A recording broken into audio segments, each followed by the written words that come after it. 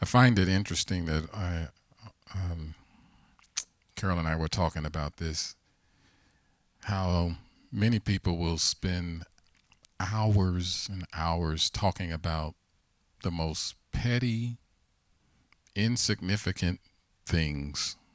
uh, they'll go on and on talking about clothes or jewelry or about their car, the family vacation, just on and on and on, hours and hours.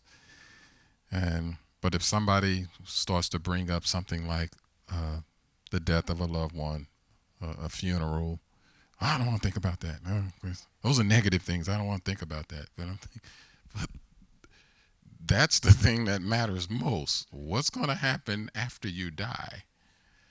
And it is really alarming to me personally, whether I'm on my job or if you're talking to family members, how the way that people handle eternal things is to just not think about it. And I must be honest with you, I don't get that because um, if I'm just simply not going to think about the limitation of time, if I'm just simply not just going to think about every day that you wake up could be your last, if I'm just simply just going to ignore that, um, you're making the biggest, greatest mistake of your life. You must think about it. And the advantage of coming to God with all of that, and I understand why, because people don't know what they don't like talking about the unknown. They don't like talking about the unpredictable. You hear a story like this: a guy gets cancer, so we'd rather just simply just not think about cancer. I just won't think about suicide. I'm in a place now where um, every time I hear about death, my first thought is, where did that person go? I can no longer simply ignore it anymore. Um, when I heard about Robin Williams committing suicide,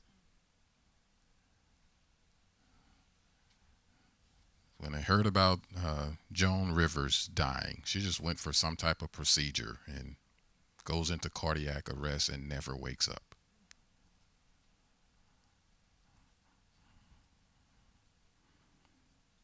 Even when I heard about Dr. Miles Monroe, how just going to a conference, just doing what they normally did. And now him and his wife and the pastor and the youth pastors and their little boy and her unborn baby and everybody just in a flash gone. Yeah, you can end up being paranoid and scared to do anything and all of that, but my hope, my expectation, it's in the Lord. So I don't live in fear of death. But if you're a person, somebody may be watching this, if you're a person that you're one of those people that you just don't like to think about that stuff, not thinking about it is not an answer. And I happen to be one of those people. I don't like living without the most important things in life being answered. And one of the most important things in life is what happens after life. So, first of all, I would challenge you, if you're watching this today, uh, come on and face the reality. We understand why you don't like to think about it, and that's because it's an unknown and you don't know. But we're here to tell you is that you can know.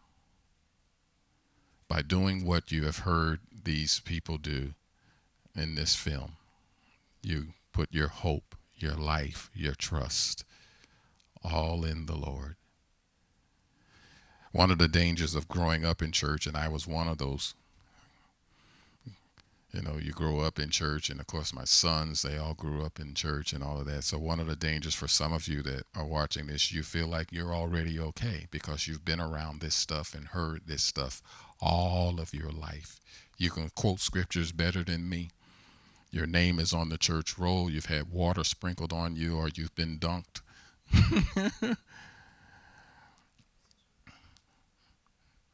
But never once have you made a personal commitment to the Lord.